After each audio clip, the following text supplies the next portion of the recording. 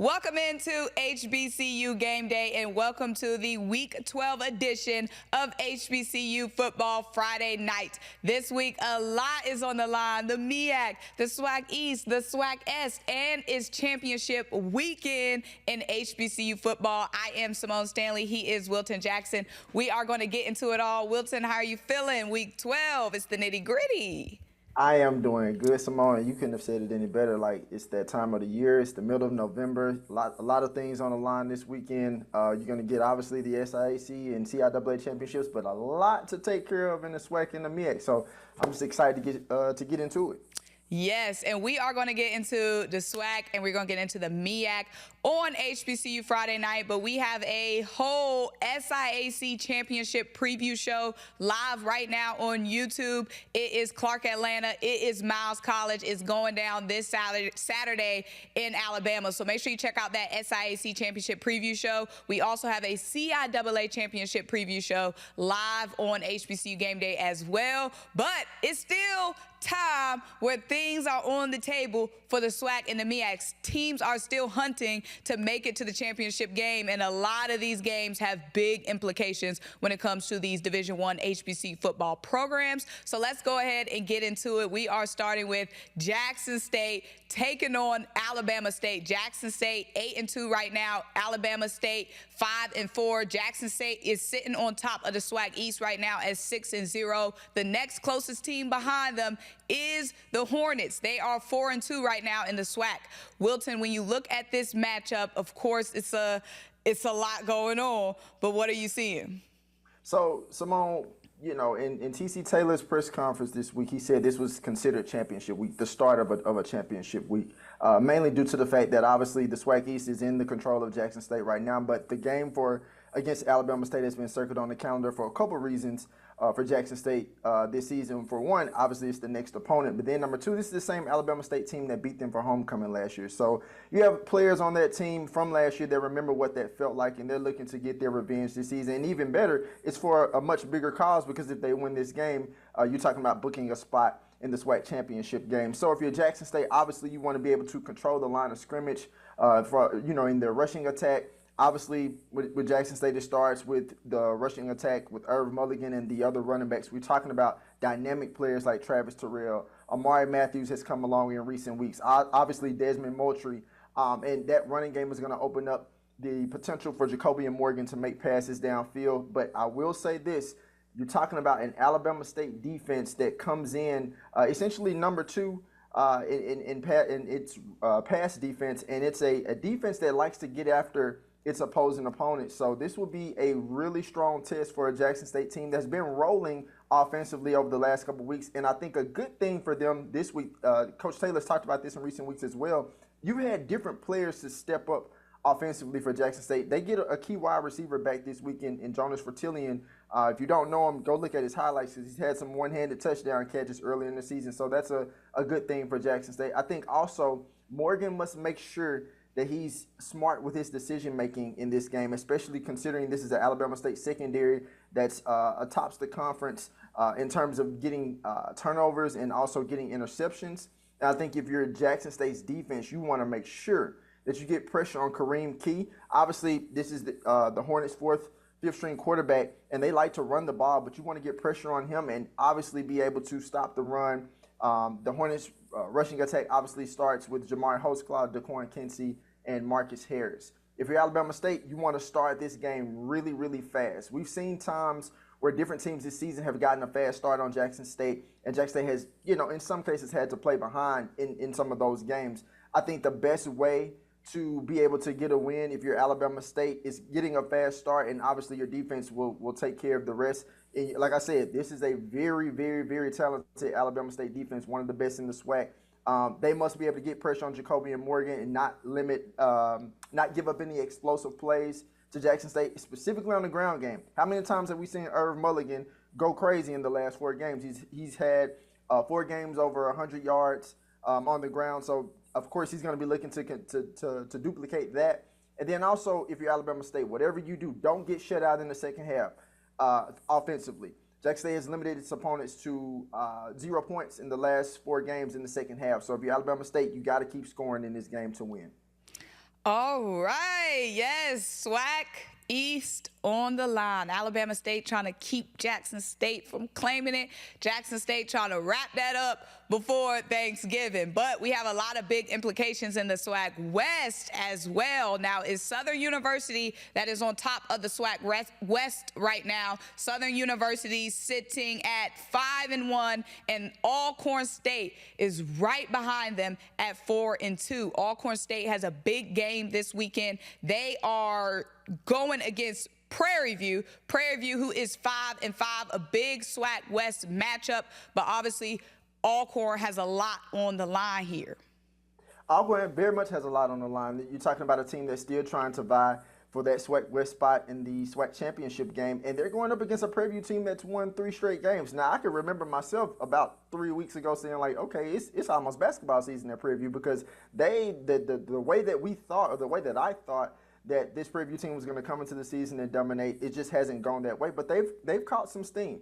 So I think if you're Alcorn, obviously to have success in this game, you want to start with your rushing attack, and everything starts with Xavier Vaughn. This is a quarterback. You know he's a dual-threat quarterback. He can pass the ball, but he's very much a run-first quarterback.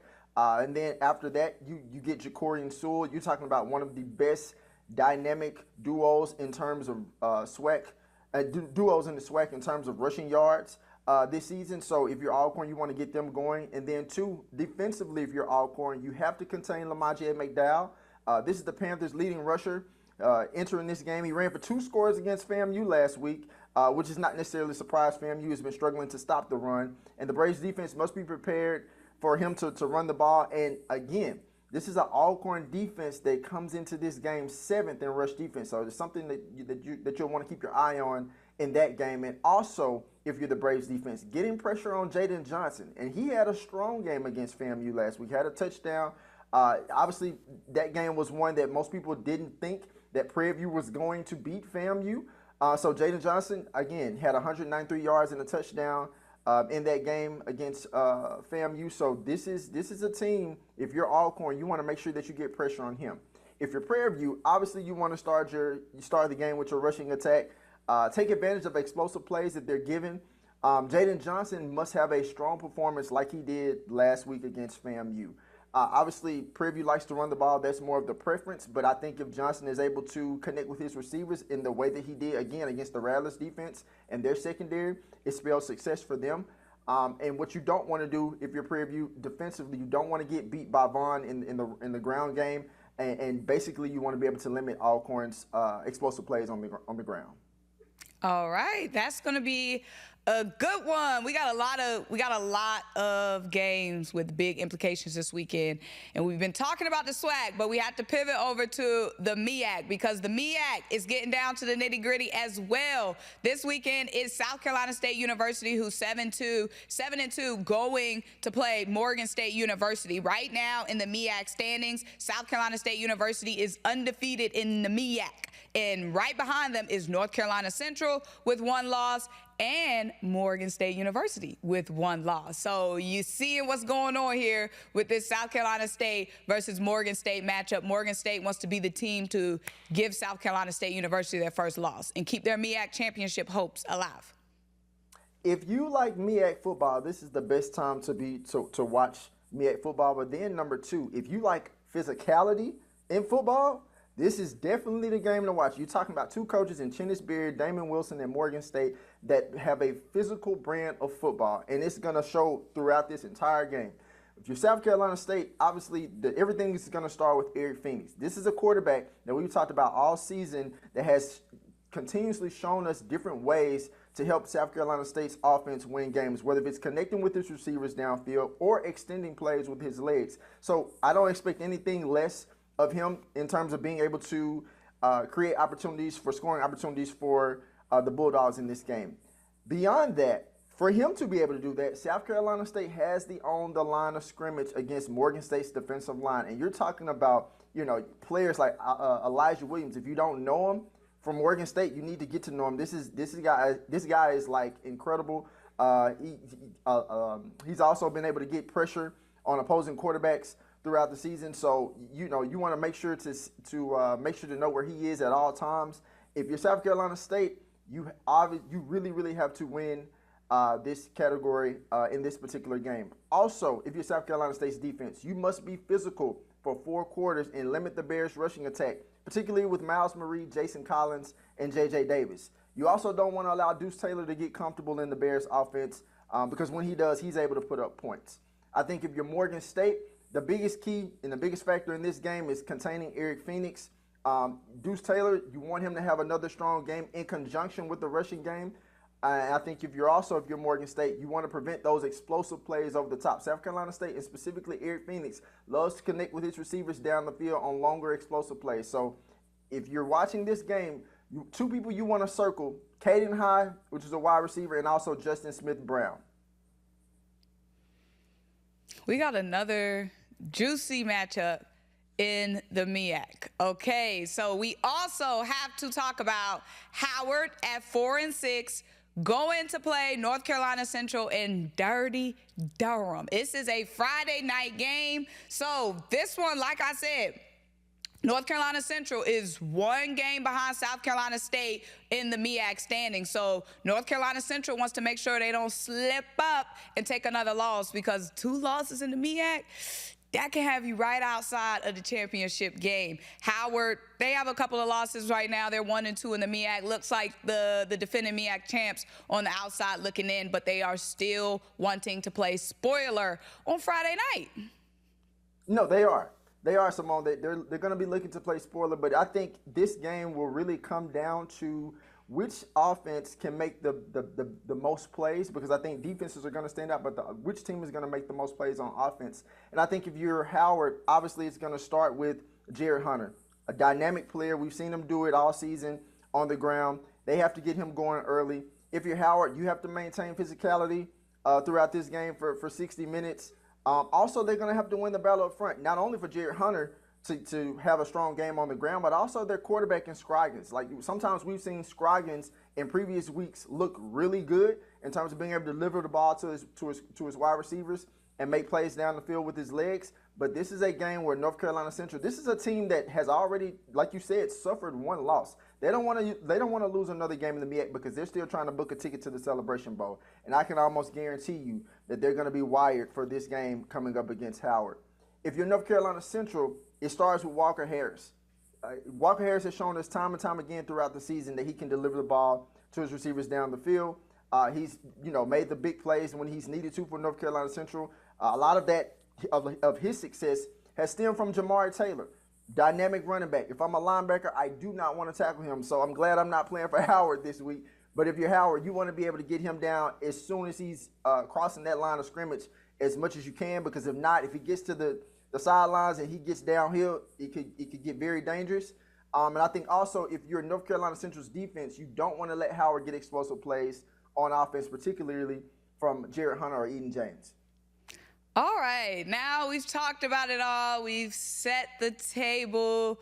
We laid the matchups out, but now it is time for the best segment of the show. It is Wilton's Week 12 picks.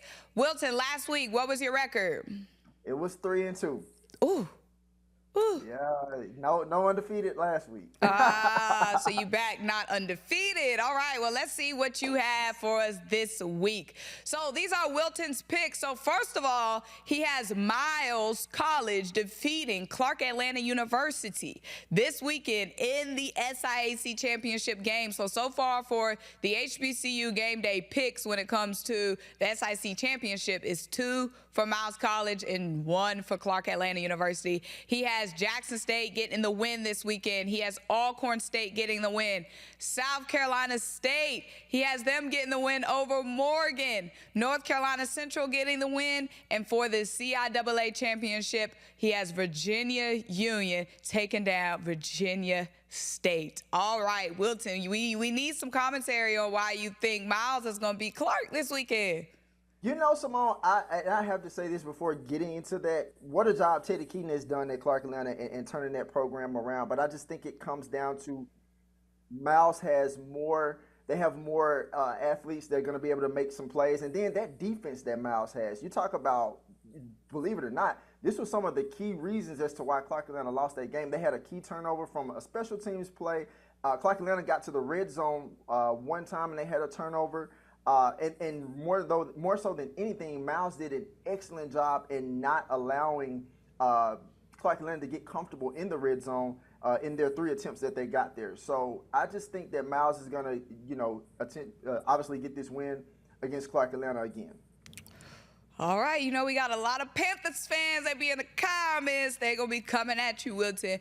But good luck to the 4 teams that are playing for HBCU champions this weekend. And good luck to everybody in Week 12 because, like we said, Week 12, it's the middle of October. It's the nitty-gritty. All of these games have huge implications. But for Wilton Jackson, I am Symone Stanley. This is the Week 12 edition of HBCU Football Friday Nights.